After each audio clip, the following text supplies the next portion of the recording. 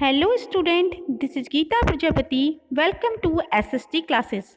आज की वीडियो में हम लेकर आए हैं लेसन नंबर 10, जो आपकी राजनीतिक विज्ञान की जो बुक है उसका लास्ट लेसन है और इस लेसन का नाम है कानून और सामाजिक न्याय।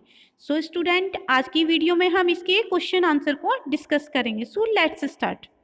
इसमें फर्स्ट क्वेश्चन दिया हुआ है कि दो मजदूरों से बात करके पता लगाइए कि उन्हें कानून द्वारा तय किया गया न्यूनतम वेतन मिल रहा है, वेतनमान मिल रहा है या नहीं।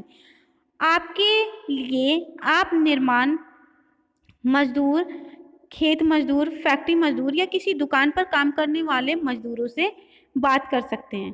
तो इसमें केवल आपको बच्चों क्या करना है, अपने आसपास में जो भी मजदूर हैं या कोई फैक्ट्री में काम करने वाले हैं तो आप उनसे बात करके केवल आपको इतना पता लगाना है कि कानून द्वारा जो तय किया गया न्यूनतम वेतनमान है आपको मिल रहा है या नहीं मिल रहा है। तो इसे आप खुद से करेंगे। देन नेक्स्ट क्वेश्चन है, विदेशी कंपनियों को भारत में अपने कारखाने खोलने से क्या फ़ायदा है। जो विदेशी कंपनी है भारत में अपने कारखाने खोलती हैं तो उसके निम्नलिखित फ़ायदे हैं। सबसे पहले फर्स्ट, भारत में सस्ता श्रम मिल जाता है। और सेकंड पॉइंट, भारत में सस्ती दरों पर भूमि उपलब्ध हो जाती है। थर्ड पॉइंट, भारत में विशाल बाजार उपलब्ध होता है। भारत में उदार और अनुकूल सरकारी नीतियों का फायदा मिलता है जिससे उनका लाभ बढ़ता है। और इसी तरह से फिफ्थ पॉइंट है यहाँ पर, सुरक्षा नियमों का पूरा पालन करने पर कम खर्च आता है। यानी कि जो विदेशों की कंपनियां हैं जो भारत में आकर यहाँ पर अपना कारखाना खोलती हैं तो उन्हें सभी चीज़ें सस्ते उस पर मिल जाती हैं दरों पर। जैसे श्रमिक हैं वो सस्ते मिल जाते हैं, भूमि है वो भी सस्ती, और बाजार भी सस्ते रेट पर उन्हें उपलब्ध हो जाते हैं। और जो नियमों का पालन करना होता है उसमें भी कम खर्च आता है। तो इसलिए जो विदेशी कंपनी है वो भारत में कारखाने खोलने से उन्हें काफ़ी फायदा हो जाता है। नेक्स्ट क्वेश्चन, क्या आपको लगता है कि भोपाल गैस त्रासदी के पीड़ितों को सामाजिक न्याय मिला है। चर्चा करें।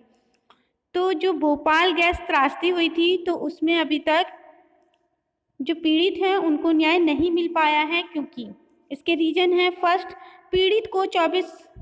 पीड़ितों को घटना के 24 साल बाद भी न्याय के लिए संघर्ष करना पड़ रहा है। वो पीने के साफ पानी, स्वास्थ्य सुविधाओं और यूनियन कार्बाइड के जहर से ग्रस्त लोगों के लिए नौकरियां व उचित मुआवजे की मांग कर रहे हैं। और थर्ड रीज़न है, वे यूनियन कार्बाइड के चेयरमैन एंडरसन को सजा दिलाने के लिए भी आंदोलन चला रहे हैं। तो यही कारण है कि अभी जो भोपाल गैस त्रासदी हुई थी तो उसमें जो पीड़ित हैं उन्हें अभी तक न्याय नहीं मिल पाया है। नेक्स्ट क्वेश्चन, जब हम कानून को लागू करने की बात करते हैं तो इसका क्या मतलब होता है। कानूनों को लागू करने की जिम्मेदारी किसकी होती है। कानून को लागू करना इतना महत्वपूर्ण क्यों है। तो स्टूडेंट इसको समझते हैं। कानून को लागू करने का मतलब, कानून को लागू करने का मतलब है कानून केवल बनाए ही ना जाएं बल्कि उनको व्यवहार में भी लाना जरूरी है। और कानून लागू करने की जिम्मेदारी किसकी होती है। कानून बनाने का काम विधायिका करती है और कानून को लागू कराने का कार्य कार्यपालिका का है, यानी सरकार का होता है। और कानून को व्यवहार में लाना क्यों जरूरी है, अब इसको जानते हैं। तो कानूनों को जब तक लागू नहीं किया जाता तब तक बनाए गए कानूनों का कोई महत्व नहीं है। और सेकंड पॉइंट है, जब कोई कानून ताकतवर लोगों से कमज़ोर लोगों की रक्षा के लिए बनाया जाता है तो उसको लागू कराना भी महत्वपूर्ण हो जाता है, क्योंकि कानून के लागू होने से उनके हितों की रक्षा होगी। थर्ड, कानून लागू करके ही सरकार व्यक्तियों या निजी कंपनियों की गतिविधियों को नियंत्रित कर सकती है ताकि सामाजिक न्याय सुनिश्चित किया जा सके। नेक्स्ट क्वेश्चन है, कानून के जरिए बाजारों को सही ढंग से काम करने के लिए किस तरह प्रेरित किया जा सकता है। अपने जवाब के साथ दो उदाहरण दीजिए।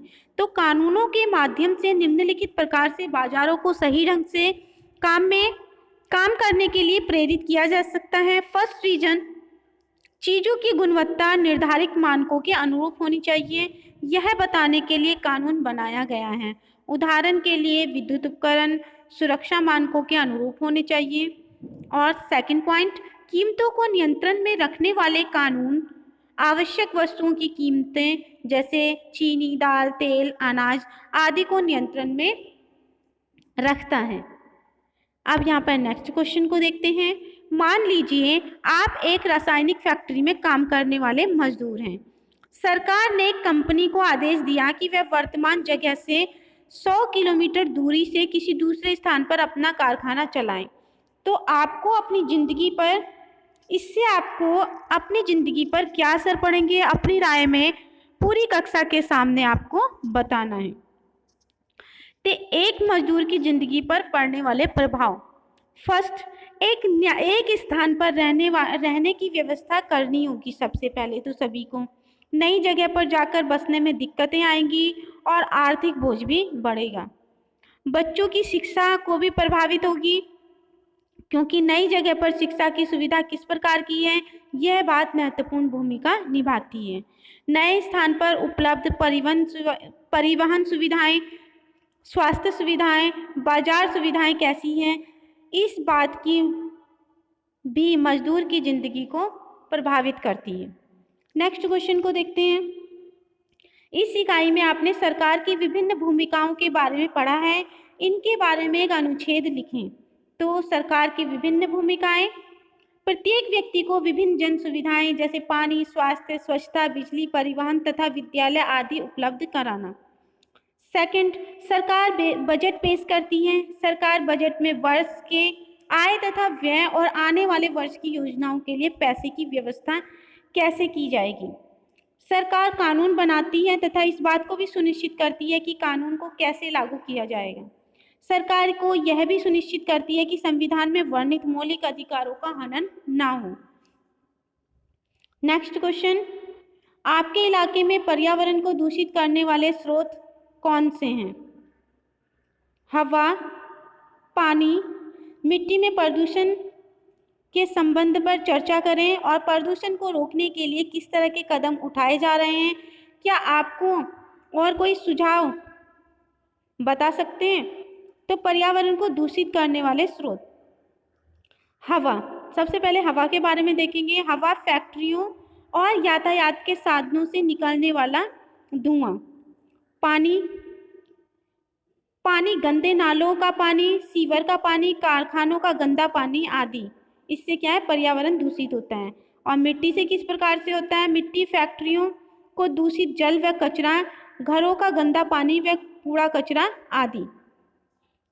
इस तरह से हवा, पानी और मिट्टी से क्या है, प्रदूषण दूषित होता है। इसको रोकने के लिए सरकार ने क्या क्या कदम उठाए हैं? सरकार ने सभी प्रकार के प्रदूषणों को रोकने के कानून बनाए हैं। इसमें गंदे पानी को साफ करने के लिए जल शोधक संयंत्र स्थापित किए हैं।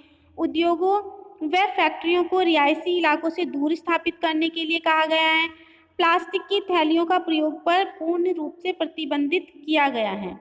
और अन्य उपाय, अधिक से अधिक पेड़ लगाए जाएं, लोगों को प्रदूषण रोकने के लिए जागरूक किया जाए, निजी वाहनों को सीएनजी का प्रयोग करने के लिए प्रोत्साहित किया जाना चाहिए। कूड़ा करकट व अपशिष्ट के निपटान की व्यवस्था की गई है। तो इस तरह से यहाँ पर आपके जो पर्यावरण दूषित हो रहा है उसको बचाने के भी यहाँ पर उपाय बताए गए हैं। नेक्स्ट क्वेश्चन, पहले पर्यावरण को किस तरह से देखा जाता था? क्या अब सोच में कोई बदलाव आया है? चर्चा करें। पहले पर्यावरण के प्रति सोच पहले क्या थी और बाद में क्या बदलाव आए, यहाँ पर देखते हैं। तो पहले पर्यावरण के प्रति सोच, पर्यावरण को मुफ्त की चीज माना जाता था। पर्यावरण के प्रति लोगों की जागरूकता नहीं थी। पहले पर्यावरण की रक्षा के लिए बहुत कम कानून थे और इन कानूनों को लागू करने की व्यवस्था भी काफी कमजोर थी। अब पर्यावरण के प्रति सोच में क्या बदलाव आया है? पर्यावरण के प्रति लोगों की सोच में बदलाव आया है और लोग पर्यावरण की चिंता करने लगे हैं। न्यायालयों के अब फैसलों में स्वच्छ पर्यावरण के अधिकार को जीवन के मौलिक अधिकार का हिस्सा माना गया है। और थर्ड पॉइंट है, सरकार ने भी सभी प्रकार के प्रदूषण को रोकने के लिए कानून बनाए हैं।